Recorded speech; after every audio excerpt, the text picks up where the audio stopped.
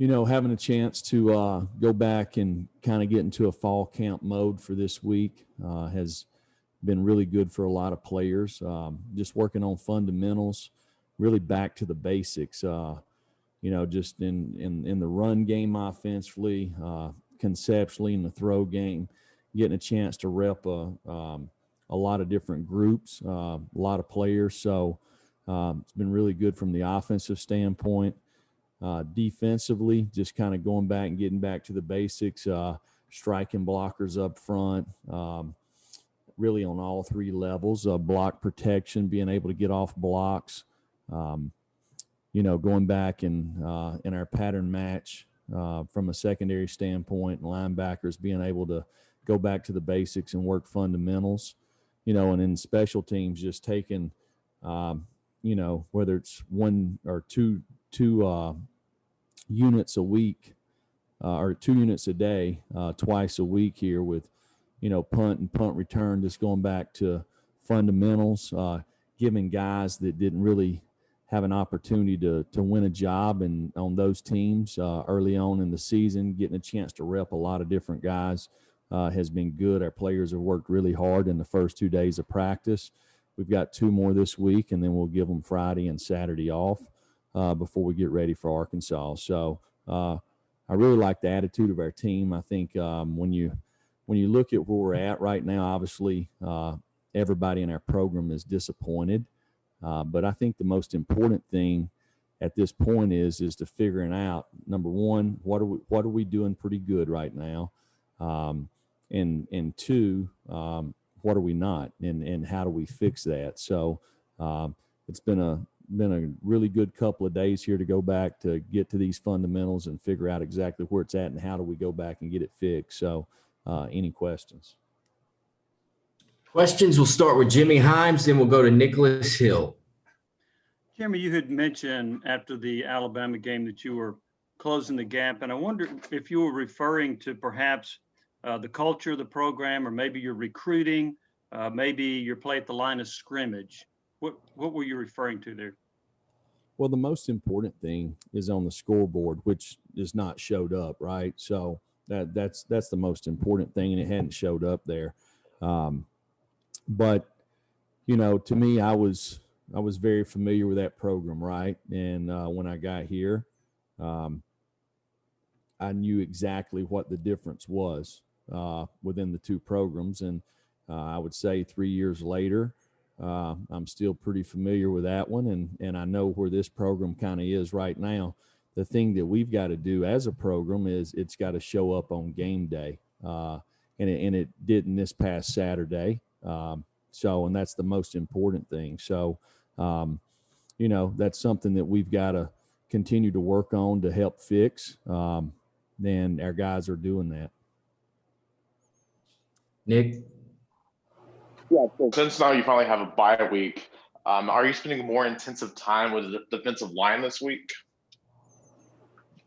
Can you repeat the question? Yes, Coach.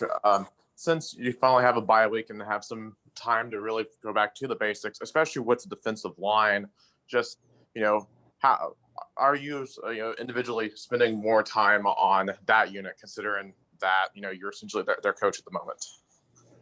Right. Yeah. So I really have. I've really kind of dove into the defensive line. To me, we've always been kind of an attacking style defense.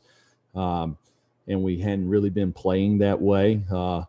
You kind of got to play on the other side of the line of scrimmage if you're going to be able to stop the runs and create negative plays and affect the quarterback. And we've really got to improve in that area. And I think it goes back to just fundamentally, being more of an attacking style. So, but we've got lots of areas on defense that we've got to improve on.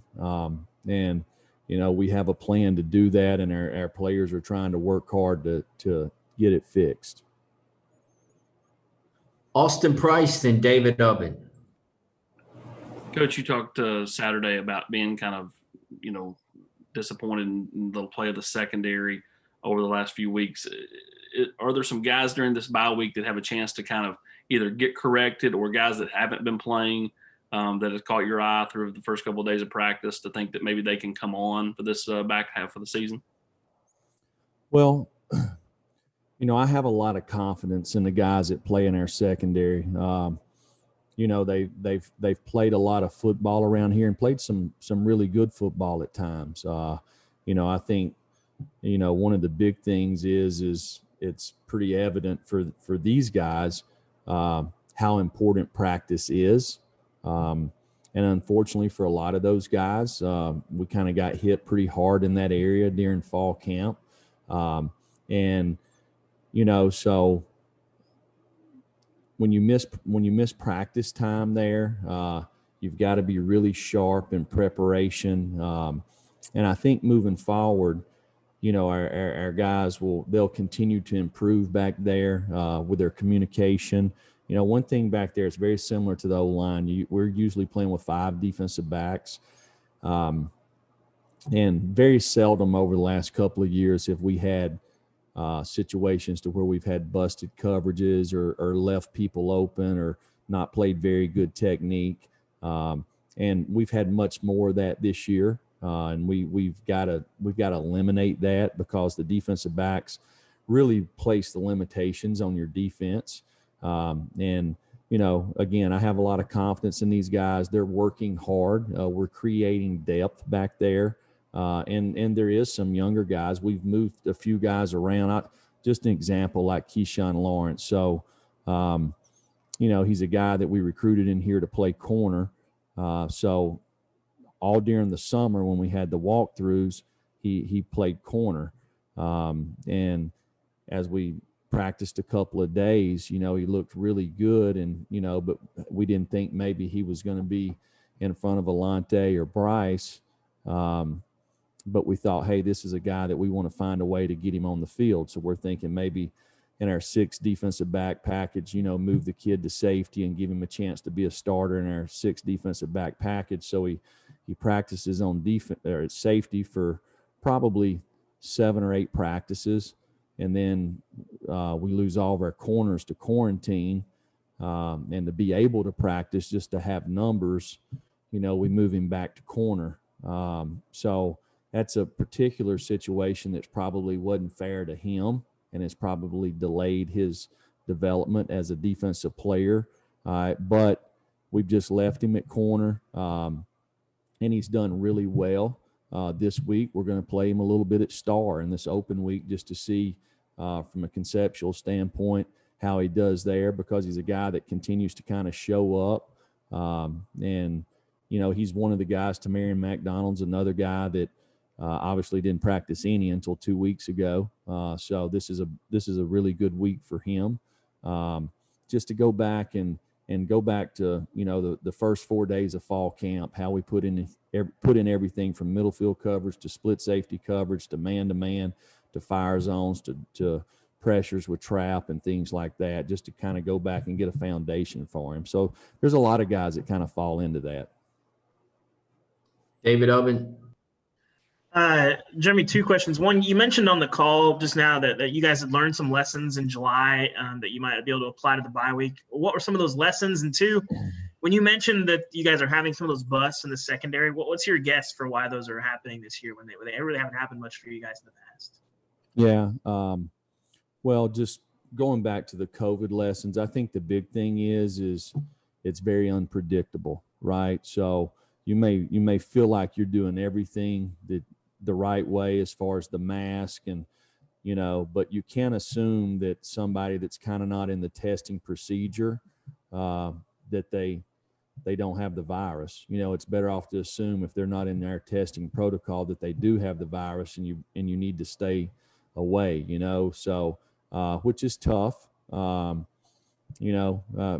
family's not in the testing protocol, right? So I get it, when a lot of these guys, they see, whether it's their family members, a girlfriend or grandparents, whatever it is, right? Friends. So just understanding that these guys have worked really hard to try to get the opportunity to be able to play. So we did learn some lessons from that. As far as the making, mistakes in the secondary, It's really kind of uncharacteristic for this group of guys because they've all played a lot of ball together. But one thing that has happened, Alante has kind of been in and out of the lineup because of his hamstring since fall camp. Bryce, he missed the Missouri game. He's playing with a torn pec right now, and something that's kind of healing on its own. So he's missed some practice time. Schamberger's missed. Jalen McCullough, was out. They've just kind of been in and out. And as a group, when people go in motion, when they shift, when they change, when they get in stacks, when they get in bunches, there's lots of communication. We're not very vanilla in the secondary. We play a lot of different coverages and try to man match a lot of things and create issues for the quarterback. But to be able to do that, you've got to be really good communicators, and all 5 people have got to be on the same page. And unfortunately, we've had some of those deals to where we've not, and we've got to eliminate that and make the other team earn it. Vince Farrar, then Brent Cross. Coach, 2 things. One, when you went back and evaluated the tape for Alabama, you guys ran the ball an awful lot on 3rd and 5 and greater. What do you attribute that to? General philosophy, opponent, situation, things like that. And then the second thing is, with Chandler and Gray being such good offensive players for you, are you guys looking at maybe trying to have both of them on the field at the same time as a threat? Right. So, well, if you watch the first 4 games of Alabama, they gave up a lot of runs on 3rd down with people playing fast. And, probably one of the reasons is they're very similar to us, Georgia, Florida, South Carolina, kind of in the same defensive family. Is when it gets 3rd down, they want to put 6 defensive backs on the field. When it comes to protections, you get exotic looks or whatever. So, over the first 4 games, they gave up a lot of runs on 3rd down, particularly the last couple of weeks. So something that we thought that we possibly could do. There was a couple of times that, we're probably in 4 down territory. So you're trying to minimize, go from 3rd and 7 to 4th and 2 or 3. But that's really the philosophy behind it. And then Gray and Chandler together on the field. Right. So, we do have some packages to do that. And probably as the season goes, we'll probably see more of that, but just not had an opportunity to do it yet. Coach, when you look at and evaluate things through 5 games, what's your evaluation of your defense's tackling ability? Where do you think that needs to improve, or how does that need to improve? And then secondly, you've had your hands on the ball a few times in the secondary, but have not been able to complete the interception. How do you improve that part in the back half of the season? To me, just looking the first 5 games defense, the thing that sticks out the most is number one, the mistakes that we've made. The first thing you want to be able to do defensively is you want to be sound, and you want to make the other team earn it. If you make the other team earn it, you got a shot. How do you do that? You keep edges on the defense. You don't let the ball run around the defense, whether it's a run play or a perimeter throw play. You don't give up explosive plays down the field. You make them throw the ball in front of you with tight coverage. Then you become a good you got to be a good tackling team, so there's no yards after contact. I think Saturday we missed 23 tackles. I think Alabama got 97 yards after contact, which you can't have. The next thing is on 3rd down, you've got to get off the field, and we've been very poor on 3rd down, which is not kind of who we've been in the past. So we've obviously got to address those issues.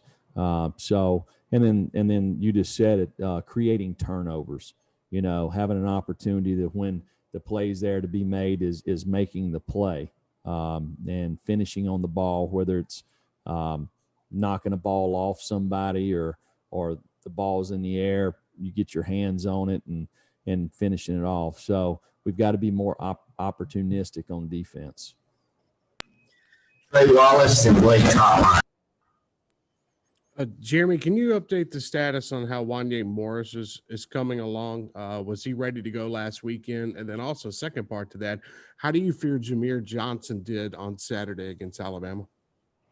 You know, Wanye practiced a little bit on Tuesday and Wednesday, and he probably could have played on Saturday. Would he have been 100%? Probably not.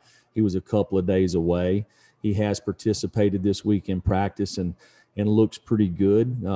He's gaining confidence. You know, Jameer has not, you know, he got hurt in the South Carolina game, didn't practice against Missouri, tried to practice against Georgia. It was kind of a game time deal there, wasn't ready to go. And then Kentucky still just wasn't quite there. I thought as we practiced the week of Alabama, he gained confidence. You think about it as an O-lineman, if you're not practicing for 3 weeks, you get a little rusty. And I thought he gained confidence. And I thought particularly at both offensive tackles, we played better last week. Jeremy, you mentioned in your opening statement, this is a good time to evaluate what you're doing well, what you're not doing well. You've touched on some of those things that you don't feel like you're doing well, but I was wondering in that evaluation, what stood out about, what things do you think you are doing well, this team? Yeah, I feel like offensively, just in the probably 3 run concepts, running inside zone and some RPOs that we've ran off of it. That's a couple of things we've done well. We call them chop routes. We hit Jalen Hyde on a couple of them Saturday. We've had earlier in the year, we hit Brandon Johnson on a few of them. Feel like that standpoint has been much improved. Defensively, for the most part, I've been pretty pleased with the inside linebackers. Not as much this past week. I felt like we were out of place a little bit on some runs, but I felt like we played better at that point there. From a communication standpoint, with the front, I'm talking about the linebackers to the defensive front. Has for losing our signal caller and Daniel Batuli, I thought Henry has done a pretty good job there.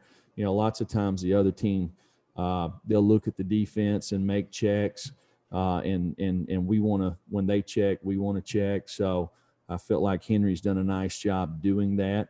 I feel like the play of Matthew Butler and Latrell Bumpus in this past week, Aubrey Solomon, was much improved. In the kicking game, Solansky's done a nice job snapping. I think Paxton Brooks has done a really good job placing his punts. I thought this past week was really good. When you look at our kickoff return, we're not as good on kickoff returns where we've had double teams at the point of attack. We're not where we need to be there. I thought our backline guys have done a really nice job, much better than we've done the last 2 years operating back there. Kickoff coverage has been pretty good. We need better play out of our missiles, and then on the punt team, to me, there's been a couple of times that really on our zone side, where we call it being hat short. One happened Saturday, guy comes off the edge. Bumpus has really got that guy in the count, but because somebody kind of threw their guy inside, he flashed in front of Bumpus, and we got close to getting a punt block. So, and on our punt return, we hadn't had a lot of opportunities. We've not put much pressure on the opposing punter this year. And I think in the previous years we've blocked a punt each year. So, we've went back and tried to study and do it with every particular group. What the running backs feel like we're doing good there. What we need to work on this week. We've done that with every individual group. So we got something that we can focus on this week. Last 2 questions really quickly. Jimmy Himes and David Owen. Jeremy, I don't know if you saw the play where DK Metcalf ran down a interceptor against Seattle versus Arizona. If you did see that, is there any chance you might have shown that to your team? I did not show it to the team. I did see it though. Somewhere it was. I don't know what I saw it on. It was he was on the goal line. I'm assuming that where he ran the guy on the interception Right. down there. Yeah, no, it's great effort, right? So, and that's what to me, when you look at when you look at every team play, to me, are you playing that way every snap? And these are the habits that you create in practice. So every day we keep up with the max speeds of every one of our players. It's the first thing that we go over with each individual group. So, Elijah Simmons, we know that his max speed at 340 pounds is 15.8 miles per hour. That's as fast as he can run. So if he's running 11 miles an hour at practice, that ain't good enough, So he's got, and then how long does he sustain that max speed? On the defensive backfield, we've got several guys that run in the 20s and 21s. Where are they at practice or in games, right? So it's a good indication of how they play.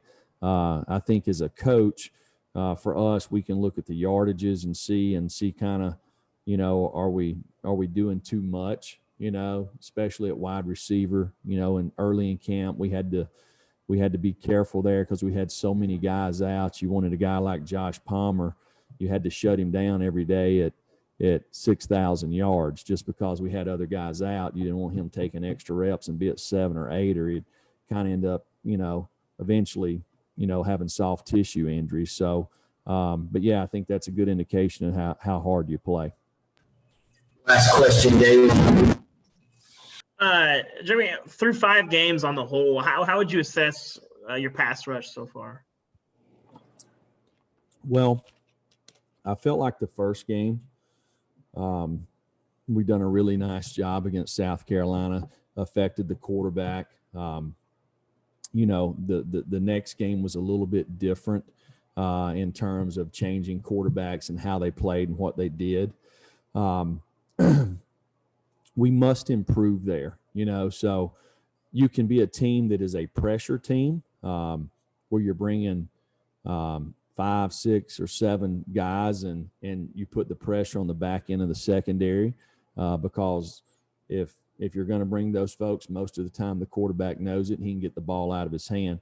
You look like Saturday, there was lots of times Alabama was protecting with 7 or 8 man protection, right? So most of those times we were trying to guard them in the back end and didn't necessarily do a good job with that all the time. And then there's times that they protected with 5 and maybe we're rushing 4. So we've got to improve there. We got to improve in the interior D line.